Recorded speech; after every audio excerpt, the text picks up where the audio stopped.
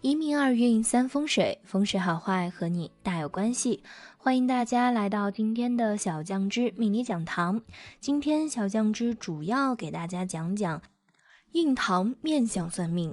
印堂这个词儿相信大家都不陌生，古装剧中算命的，或是随便街头巷尾逛一圈遇上个算命的，大多便以施主你印堂发黑，恐有血光之灾疑而开篇开业。而从印堂之形状、气色观一个人的命运祸福，其实也是非常有科学道理的。下面小酱汁就带酱友们从印堂看命运，哪些印堂面相运势差，哪些印堂面相福气旺呢？11种不吉的印堂面相。印堂发黑。印堂是几大经络的交汇处，在面相中也有着非常重要的位置。我们常常能够听到说印堂发黑，大难将至。印堂的颜色暗沉，有青筋，说明这个人身体状况很不好，脾胃虚寒。如果是印堂发黑，就说明这个人供血不得足，容易感到疲惫。而在面相上认为印堂发黑，就表示这个人健康将会变差，运势也会跟着下降。印堂凹陷。面相中认为饱满有肉的印堂是比较好的，印堂是福气聚集的地方，印堂饱满就说明这个人是非常有福气的。相反的，如果这个人的印堂凹陷，就说明他福气不足，好的运气难以聚集，一生运势都是不怎么顺畅，多遇到阻碍。运势不稳定，时好时坏，导致他们的情绪也不怎么好，脾气暴躁，命运可以说是比较坎坷的。印堂过窄。印堂过窄的人，说明他们想问题喜欢钻牛角尖，时常会有比较极端的想法，事情难以想开，性格上就会是比较冲动的，情绪不稳定，过于看重自己的利益。这样的人是难以成就大事的，这样的人很难开心起来，总是皱着眉头，更加不会有好的运气降临，一生孤苦贫寒，容易生病。印堂有竖纹。很多时候印堂处的皱纹都是因为经常皱眉导致的，这样的人性格会不够开朗，又或者是多愁善感，心中会有很多想法，想事情喜往不好的方向想，性格会比较固执一些，其他人的意见都听不进去。而印堂中竖纹是凶纹，会招来霉运，影响人自身的运势，还会带来破财的情况。男人印堂处有竖纹，还会容易刑克妻儿。女子印堂过宽。女子印堂过宽，为人单纯，容易被骗。对于女孩子来说，印堂一指半宽左右刚好，若是过宽，说明此人比较开朗开放，没有主见，是个头脑缺根筋的人，容易被骗。所以亲人中如有此类印堂者，一定要从小教其注意保护自身。印堂有痣。印堂有痣，这本该是个好面相，被称为双龙戏珠，但谁知因为这颗痣不是正圆形或者是正黑色，所以为他们也带来了一些波折。本该属于自己的功名成了别人的垫脚石。如果说生活对他们不算公平的话，其实想想他们也并没有真正关心过别人的感受。如果少年得志是他们的梦想，那么得志以后却只顾自己往上爬，这样的成功恐怕也会引来天怒人怨。印堂多了一些杂纹。印堂多了一些杂纹，这样的杂纹代表个人走到哪里都容易招惹是非，可能是舆论的焦点。我们常常会说某人作风不良或者处事高调，其实有些时候只要个性强硬一点，都有可能成为别人的谈资。但如果走到哪里都有人说，就要反省是不是自己的问题了。印堂有疤。印堂有疤的人事业发展不顺，职场上竞争很大，而这类人的竞争意识不高，容易在竞争中选择放弃。对这类人来说，竞争是一件可怕的事情，他们宁愿在职场上做一条咸鱼，靠着职场发展来改变自己的命运是很难的。这类人经常会为了找工作而烦恼。印堂不平。印堂不平的人容易招惹小人，这类人喜欢高调过日子，这样的生活状态容易引起别人的关注，但是也是容易招惹小人的纠缠。这类人因为小人的纠缠而很难有好的发展。面对生活的时候，经常会把时间浪费在不值得的人和不值得的事情上面，很难有发展。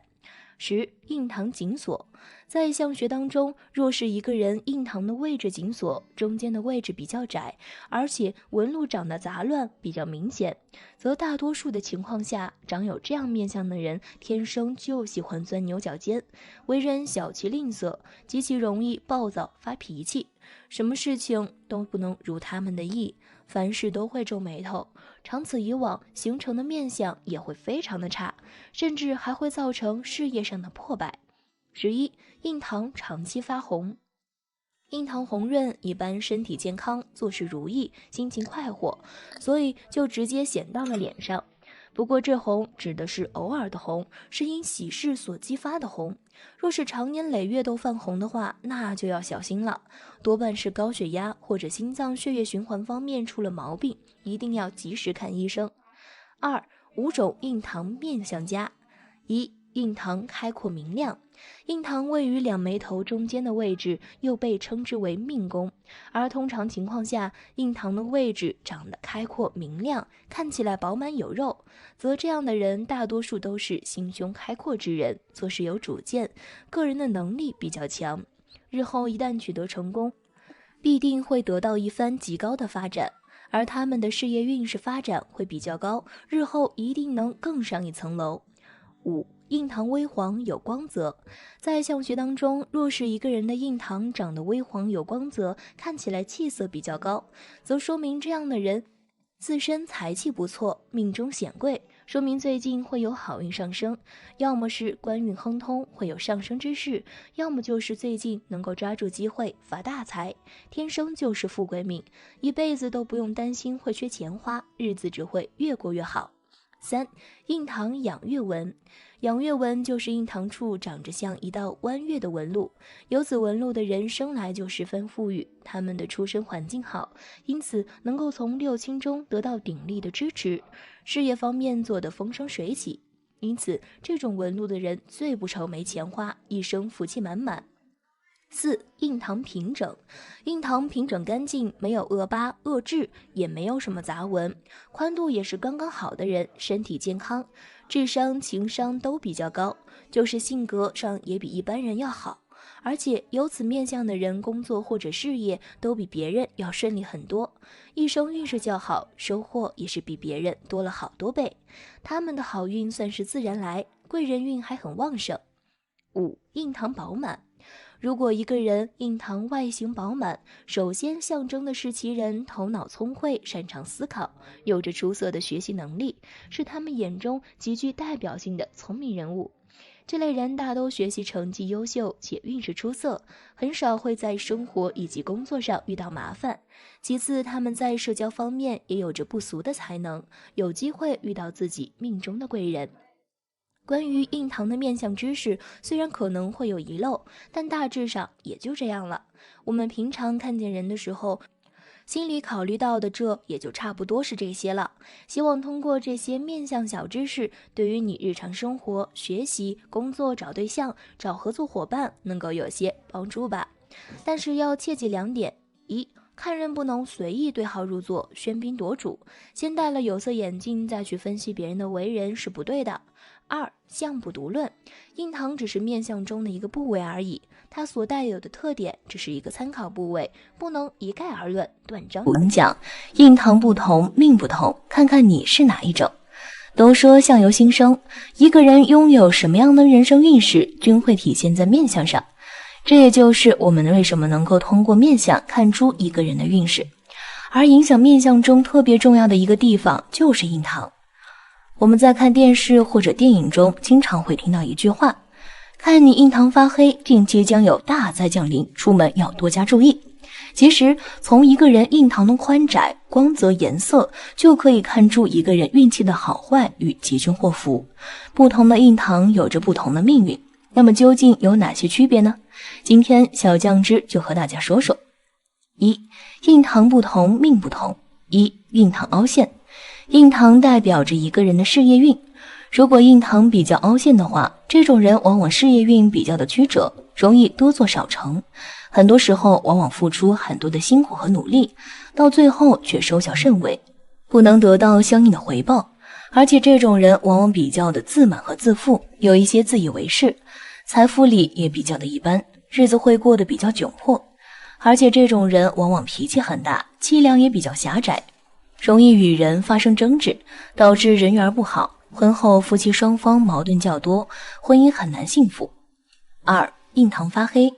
印堂颜色变化代表了一个人的气运变化，如果一个人近期或者长期印堂处颜色发灰发暗的话，这种人往往近期体内经络不畅，容易引起健康方面的问题，尤其是心脑方面一定要多加注意。一般健康的人印堂处以红润光泽为准，若是印堂处出现昏暗的话，则近期事业财运方面容易受阻，破财几率较大，而且婚姻感情也容易出问题，夫妻间矛盾增多，有离婚的征兆。3. 印堂开阔。印堂开阔指的是两眉之间的距离比较的宽，而且比较的有光泽，无恶痣恶疤。印堂开阔的人一般心胸也比较的开阔，度量很大，有容人之心，非常的有包容性，而且自身的性格方面也比较的开朗和乐观，凡事看得比较开，不喜欢与人斤斤计较，善于处理与他人之间的人际关系，遇事也比较的冷静和理智，心地非常的善良，在事业方面能够赢得别人的尊重，家庭关系也比较的和谐。4. 印堂狭窄。印堂狭窄的人与印堂开阔的人正好是相反的，这种人一般心胸比较狭窄，缺乏容人之量，心眼儿非常小，喜欢钻牛角尖，特别的喜欢与人斤斤计较，而且心思比较重，遇事容易想不开，经常会陷入到愁苦和烦闷之中，总是会为了一些鸡毛蒜皮的小事陷入到纠结之中，而且目光短浅，考虑问题只顾眼前，性格也比较的极端，功利心非常的重，到最后反而什么也做不好，过得越来越贫寒，并且很难长寿。5. 印堂过宽。印堂狭窄不是好事，凡事都要讲一个适度，所以相对来说，印堂过于宽阔也不是好事，特别是对于女性朋友来说，印堂过宽往往是属于心思单纯之人，对于女孩子来说，印堂一指半宽左右刚好，若是过宽，说明此人比较的开朗开放，没有主见，很容易受到欺骗和伤害，因此印堂过宽的人一定要有戒心，不要轻信别人，注意保护自己。6. 印堂发亮。印堂处比较亮的话，则说明这种人往往气血比较足，身体方面比较的健康，此种印堂为大吉大福之象，个人会有着很健康的体魄和很好的精气神儿，整个人看起来会非常的有精神，做事认真而专注，有着很强的进取之心，而且待人比较的热心和真诚，性格阳光而积极向上，所以人缘非常的好，运势也比较的顺畅。2. 印堂长痣的命运。1. 女人印堂长痣。印堂的痣如果颜色漂亮，称为好痣，主贵，痣是红色的为大贵。女命眉心中间的红痣为美人痣、朱砂痣，能飞黄腾达，名利双收，从事艺术会红得发紫，但婚姻不佳。如果印堂的痣形状不圆，颜色黑的话，就是坏痣。由于印堂又称为命宫，命宫有坏痣的女人一生中诸事不顺，工作上多遇挫折。2. 男人印堂长痣。男人印堂长痣主贵，其人头脑聪明，个性强，不喜被约束，呼吸器官弱，性情比较冷漠，容易陷入两男一女的三角关系中，也就是传说中的双龙抢珠，两男一女，且家产易被侵。男人印堂上方有痣，得长辈提携，色不加反之，宗教信仰虔诚。3.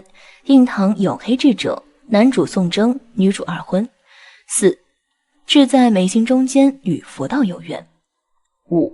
印堂有痣的人感情比较丰富，性欲较旺盛，不甘寂寞，但是往往不遂心意，没有能让自己倾心相爱的配偶，孤芳自赏，内心苦闷，夫妻情分浅，配偶身体不好，婚姻都不是很幸福，离婚者居多，晚年孤苦生活。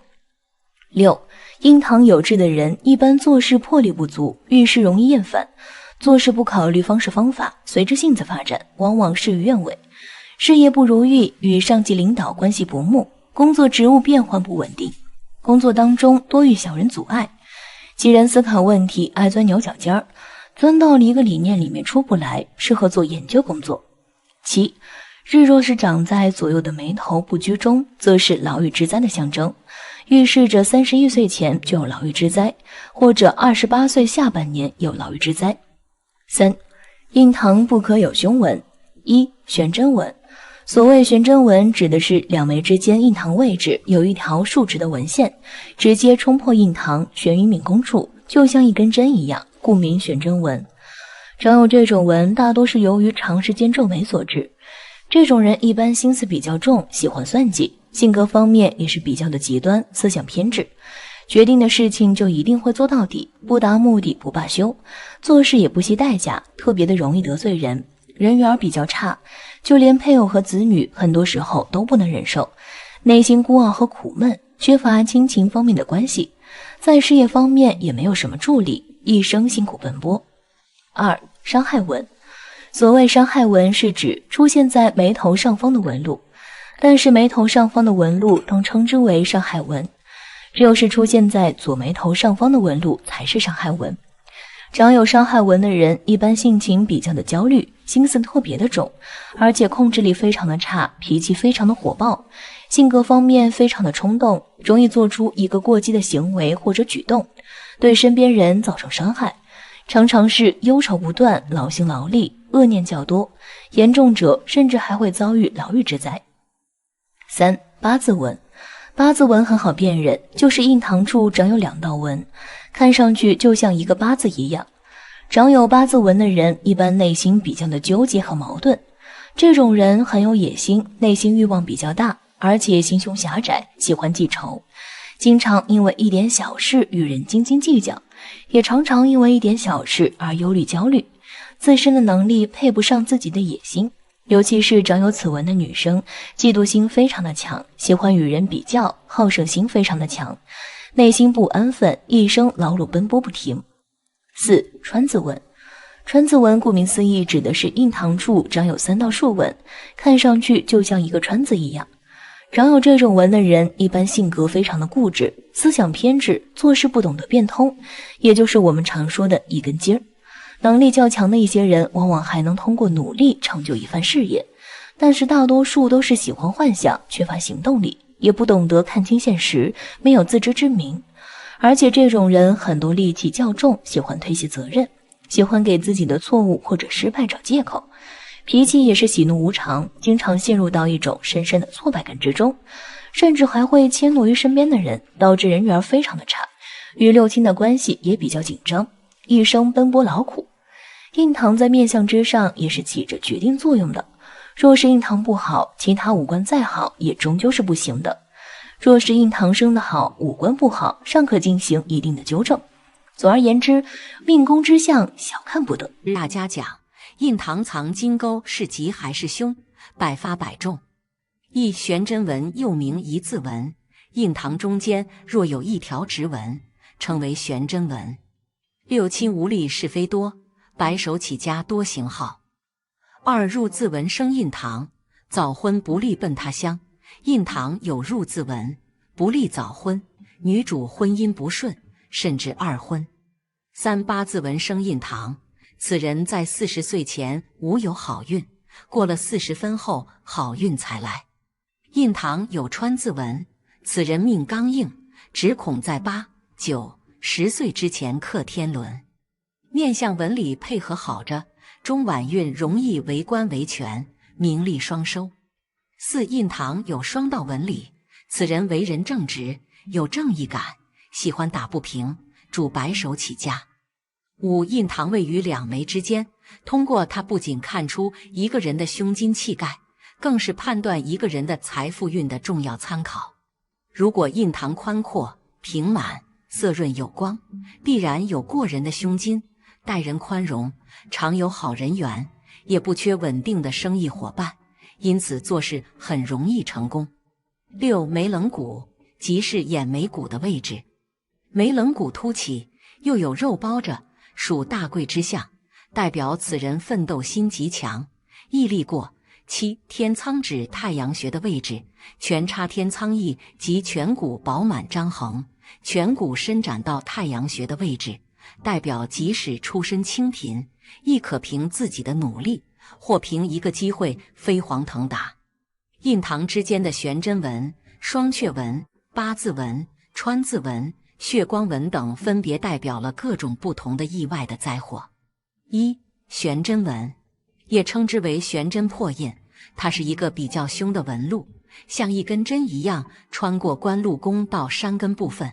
有这种纹路的人势必神经衰弱，个性偏激，想做的事一定会做，不择手段，心狠手辣，勇往直前，不会在意别人的感受与想法，意志坚强，不怕失败。男命到老孤独，个性很强，很恶到占有欲强，与这类人合作做生意多失败。